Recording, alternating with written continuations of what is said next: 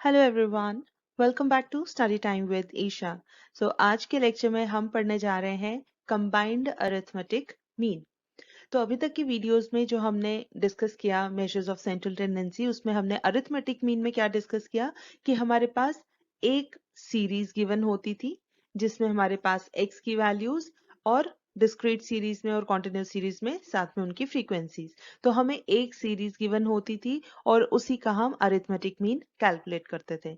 अब सपोज हमारे पास दो सीरीज गिवन है या दो से ज्यादा सीरीज गिवन है और उसका हमें सपोज सीरीज 1 है, अभी फिलहाल हम दो लेकर चलते हैं, सीरीज 1 एंड सीरीज 2, दो सीरीज है। अब हमारे पास उसका डेटा गिवन नहीं है एज सच, मतलब वैल्यूज और फ्रीक्वेंसीज गिवन नहीं है। हमें डायरेक्टली क्या गिवन है, हमें दोनों का मीन गिवन है। तो हम x बार दोनों केसेस में गिवन है। अब सीरीज 1 है तो हम x1 बार लिख देते हैं, सीरीज 2 के लिए हम x2 बार लिख देते हैं। ठीक है, हमें मीन दोनों का गिवन है, अरिथमेटिक मीन, और उसके अलावा नंबर ऑफ ऑब्जर्वेशंस हमें दोनों में गिवन है। ठीक है, तो पहली सीरीज के लिए हम बोल देते हैं n1, दूसरी सीरीज के लिए हम बोल देते हैं n2।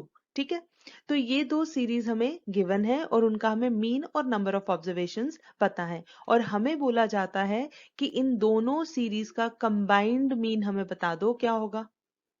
ठीक है, तो कंबाइंड मीन कैलकुलेट करने के लिए हमारे पास एक फॉर्मूला है। ठीक है, अगर तो हमें मीन कैलकुलेट करना हो तो हमारे पास फॉर्मूला है sum of observations upon number of observations. लेकिन यहाँ पर हमें ऑब्जर्वेशंस गिवन नहीं है, सिर्फ हमें डायरेक्टली मीन दे दिया गया है, डायरेक्टली नंबर ऑफ ऑब्जर्वेशंस दे दी गई है और आपको बोला जाता है अब इस पूरे डेटा का कंबाइंड मीन निकाल के दिखाओ। मतलब कंबाइंड मीन किस किस का, सीरीज 1 का और सीरीज 2 का। तो उस केस में हमारे पास क्या फॉर्मूला है, आइए देखते हैं। बहुत ही सिंपल फॉर्मूला है, घबराना नहीं है बिल्कुल भी। ठीक है, देखिए फॉर्मूला हम क्या लिखेंगे, x1 2, सपोज अभी हम जनरल बात करते हैं कि हमारे पास n नंबर ऑफ सीरीज हैं। ठीक है, तो हम क्या बोलेंगे, अगर दो सीरीज हैं तो हम लिखते हैं 1 2, अगर तीन सीरीज हैं हम लिखेंगे x1 2 3। ठीक है, अगर n, हम यहाँ क्या करेंगे n लिख देते हैं। ठीक है, तो n कुछ भी हो सकता है, अगर n इक्वल टू 4 है मतलब हमारे पास चार सीरीज हैं तो हम लिख देंगे x बार 1 2 3 4। 5 है, अगर n की वैल्यू 5 है मतलब 1 2 3 4 5। ठीक है, 5 सीरीज। तो हम जनरल कैसे लिखते हैं, देखिए बिल्कुल सिंपल है। हमें क्या करना है, एक तो डिवाइड करना है नंबर ऑफ ऑब्जर्वेशंस के साथ, हम करते हैं ना। तो अगर दो सीरीज हैं तो दोनों के लिए हमने कहा n1 n2। तो इसी तरीके से अगर n नंबर ऑफ सीरीज हैं तो n1 n2 n3 प्लस ये चलता जाएगा कहाँ तक, n स्मॉल n तक। ठीक है, n की वैल्यू कुछ भी हो सकती है। ऊपर हमने क्या करना है, सिंपल, देखिए याद रखने के लिए हम देखते हैं हमारे पास जनरल फॉर्मूला यही होता है ना, summation of x upon n, है ना। और इसका मतलब समेशन ऑफ x कैसे निकलता है, n इंटू एक्स बार करके, है ना, यही होता है।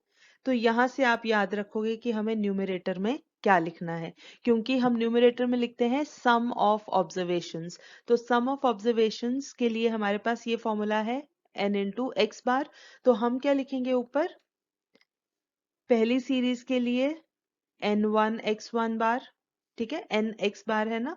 फर्स्ट सीरीज के लिए n1 x1 बार प्लस दूसरी सीरीज के लिए n2 x2 बार प्लस तीसरी सीरीज के लिए n3 x3 bar and so on. हमें जाना है n तक, तो हम लास्ट में क्या लिखेंगे, n n x n बार। सिंपल है फॉर्मूला, क्योंकि अब हमारे पास वैल्यूज तो नहीं है ना, वैल्यूज होती तो हम उनको सम कर लेते। हमें गिवन है नंबर ऑफ ऑब्जर्वेशंस और मीन, तो हमने उसी को यूज करके देखना है कि हम क्या लिख सकते हैं। तो समेशन हमें मिलता है n इंटू एक्स बार से, तो वही चीज हमने ऊपर यूज कर ली। ठीक है, फर्स्ट सीरीज का समेशन x, दूसरी सीरीज का समेशन x, तीसरी सीरीज का summation x up to nth series. ठीक है, अब यूजुअली हमें क्वेश्चन जो एग्जाम में आता है वो 2 सीरीज तक का ही आता है, दो से ज्यादा सीरीज का नहीं आता है।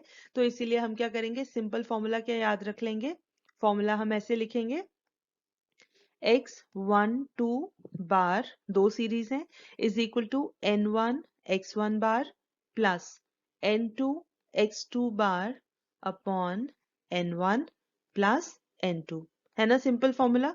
ठीक है, तो आपको इस तरीके से ये याद रख लेना है कि डिनोमिनेटर में तो नंबर ऑफ ऑब्जर्वेशंस होती हैं, तो जितनी सीरीज है उन सबकी ऑब्जर्वेशंस को ऐड कर देना है। और न्यूमरेटर में क्योंकि हमारे पास वैल्यूज नहीं है, हम सम नहीं कर सकते, तो सम करने के लिए क्या फॉर्मूला लग सकता है वो यूज करके हम न्यूमरेटर लिख लेंगे। ठीक है, सो this is the formula for combined arithmetic mean. ठीक है, इन केस ऑफ जब हमें दो सीरीज गिवन है, अगर दो से ज्यादा होंगी तो आपने ये यूज कर लेना है, उतनी टर्म्स हमारी ऐड होती जाएंगी। ठीक है, तो ये तो था फॉर्मूला। अब फटाफट से देखते हैं हम एक दो एग्जांपल्स, ताकि आपको क्लियर हो जाए कि ये फॉर्मूला कैसे अप्लाई होगा और किस तरह की सिचुएशन में ये फॉर्मूला यूज होता है। तो आइए देखते हैं example. This is the example. The mean weight of 25 male workers in a factory is 61 kg and mean weight of 35 female workers in the same factory is 58 kg.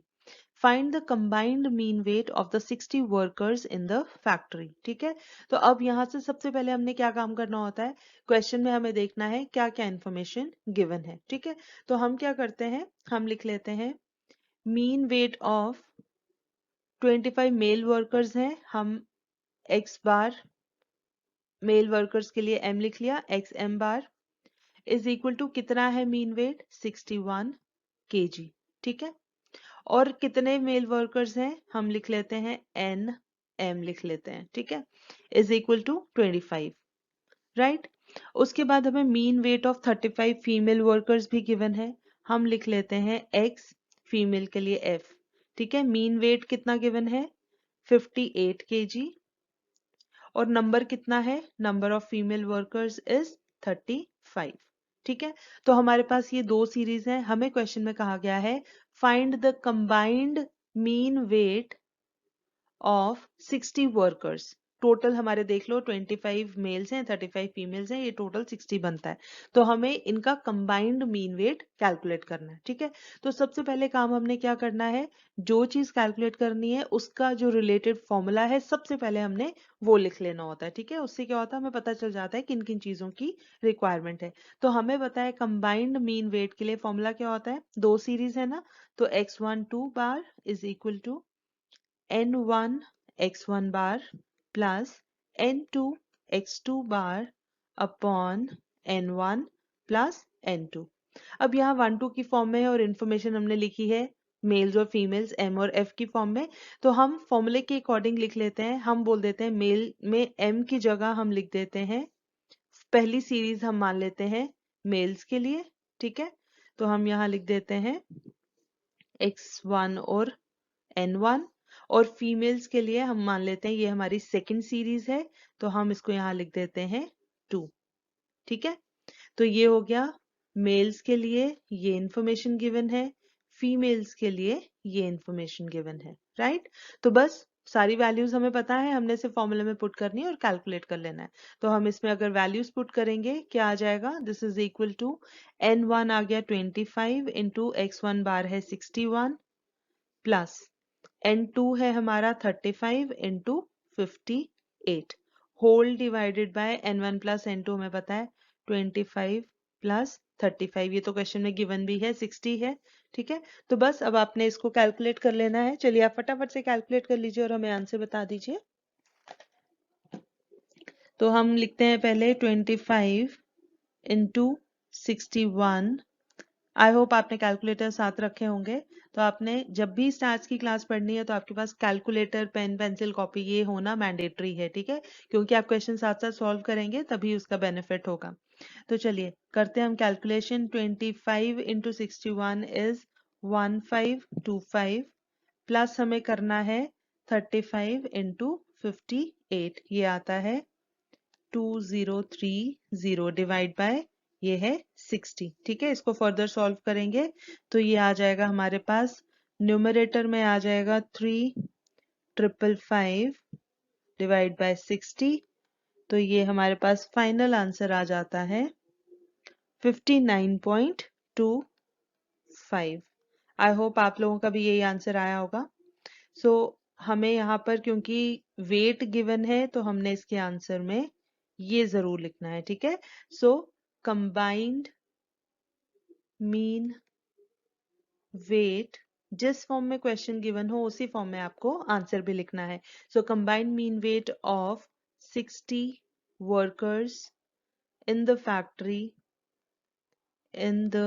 Factory is equal to कितना है, हमारा answer आया है 59.25 kg। So this is your final answer. I hope this is clear. ठीक है, तो इस तरीके से हमें कंबाइंड मीन वेट का फॉर्मूला लगा के कैलकुलेशन करनी है। चलिए फटाफट से एक एग्जांपल हम और देखते हैं, थोड़ी सी से डिफरेंट होगी। आइए देखते हैं हमारी next example. Example number 2. The average expenditure of 100 laborers is 20 rupees. If the average expenditure of all 150 laborers is 25, calculate average expenditure of remaining 50 laborers. तो यहाँ से हमें पता लगता है कि टोटल जो है हमारा नंबर वो है 150 laborers। ठीक है, तो मतलब हम क्या करते हैं, दो सीरीज हम मान के चलते हैं, सीरीज 1 एंड सीरीज 2। ठीक है, हमें क्या इंफॉर्मेशन गिवन है, सीरीज 1 इन्होंने लिखा है टोटल 150 है, मतलब इसका N1 और N2 लेकर चलते हैं। ठीक है, अब average expenditure of 100 labourers is 20, तो N1 100 है। ठीक है, और इसका एवरेज एक्सपेंडिचर है 20 रुपीज।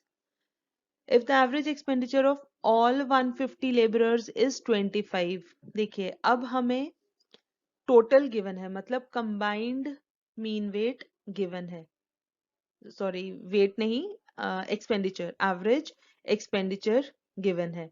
ठीक है, तो हम इसको एवरेज मीन ही लिख लेते हैं ताकि कोई कंफ्यूजन ना हो। कंबाइंड एवरेज मीन ही गिवन है, हम लिखते हैं is equal to this is 25 rupees. ठीक है, अब हमें दूसरी सीरीज का पूरा डेटा गिवन नहीं है, कंबाइंड एवरेज मीन गिवन है 25, और हमें यहां से पता लगता है टोटल हमारा कितने हैं लेबरर्स 150। ठीक है, N2 हमें पता लग गया, रिमेनिंग 50 ही होंगे ऑब्वियसली, क्योंकि टोटल 150 है, तो अगर एक का 100 है दूसरे के 50 होंगे। ठीक है, हमें क्या कैलकुलेट करना है, average expenditure of remaining 50 labourers, मतलब x2 बार हमें कैलकुलेट करना है। 100 लेबरर्स का मीन एक्सपेंडिचर गिवन है, जो रिमेनिंग 50 बच गए उनका गिवन नहीं है, उनका हमें कैलकुलेट करना है। तो बस ये सारी इन्फॉर्मेशन से हमें पता लग जाता है कि हमारे पास क्या गिवन है और क्या हमें कैलकुलेट करना है। तो एवरेज एक्सपेंडिचर की बात हो रही है और कंबाइंड की बात हो रही है, तो हमें पता है हमें कंबाइंड मीन का फॉर्मूला यूज करना है। ठीक है, तो चलिए हम सबसे पहले लिखेंगे formula, x12 bar is equal to n1 x1 bar plus n2 x2 bar upon n1 plus n2। अब कंबाइंड एवरेज हमें पता है कितना है 25 इज इक्वल टू n1 हमें पता है 100, x1 बार है 20 प्लस N2 हमें पता है 50 इंटू x2 बार हमें नहीं पता है। ठीक है, तो हम ये कंफ्यूजन ना हो इसलिए मल्टीप्लाई का साइन नहीं लगाते हैं, सिंपल x2 बार लिख देते हैं। ठीक है, whole divided by n1 plus n2 हमें पता है कितना है 150। ठीक है, तो सिंपली अब एक इक्वेशन है और एक ही वेरिएबल है, तो हम इस इक्वेशन को सॉल्व करके x2 बार की वैल्यू हम कैलकुलेट कर सकते हैं। ठीक है, तो सबसे पहले हम यहाँ क्रॉस मल्टीप्लाई करते हैं, 25 इंटू 150, ये हमारे पास आ जाता है 3750 is equal to 2000 plus 50 x2 bar. अब 2000 ले जाते हैं दूसरी साइड, तो माइनस करके हमारे पास 3750 माइनस 2000 आ जाएगा 1750 इज इक्वल टू 50 x2 बार। तो x2 बार को रखते हैं एक साइड, ये हो जाएगा 1750 upon 50 which is equal to, divide करने पर हमें मिलता है 35। ठीक है, तो इसका मतलब average expenditure of the remaining 50 labourers is कितना 35 रुपीज, है ना सिंपल। तो इस तरीके से देखिए बिल्कुल सिंपल फॉर्मूला है और बिल्कुल सिंपल क्वेश्चंस इस पे आते हैं। आपको सिंपल फॉर्मूला याद रखना है, आपको कई बार हो सकता है कि दोनों सीरीज का डेटा गिवन हो और कंबाइंड मीन निकालना हो, या फिर कंबाइंड मीन गिवन हो और दोनों सीरीज में से कोई एक वैल्यू मिसिंग हो। ठीक है, तो यही फॉर्मूला यूज करके, यही इक्वेशन यूज करके आपका सिंपल क्वेश्चन निकल जाएगा। सिर्फ आपको थोड़ा सा दिमाग लगाना पड़ेगा कि क्या चीज गिवन है और क्या चीज कैलकुलेट करनी है। ठीक है, तो बहुत ही सिंपल टॉपिक था। तो ये थी हमारी तरफ से दो एग्जाम्पल्स। तो आप अपने लेवल पर भी आप अपनी बुक में से और क्वेश्चंस प्रैक्टिस कीजिए। अगर आप कहीं पर कोई डाउट आता है तो आप कमेंट सेक्शन में पूछ सकते हैं। तो फिलहाल हमारी तरफ से आज के लिए इतना ही। With this I will take you leave. मगर जाने से पहले अगर आपको ये वीडियो पसंद आई हो तो इसे लाइक ज़रूर करें, अपने जानने वालों के साथ ज़्यादा से ज़्यादा शेयर करें। और हाँ, अगर आपने अभी तक इस चैनल को सब्सक्राइब नहीं किया है तो प्लीज़ इसे सब्सक्राइब ज़रूर करें। हम जल्दी हाजिर होंगे एक नए कॉन्सेप्ट के साथ। तब तक के लिए टेक केयर, बाय बाय।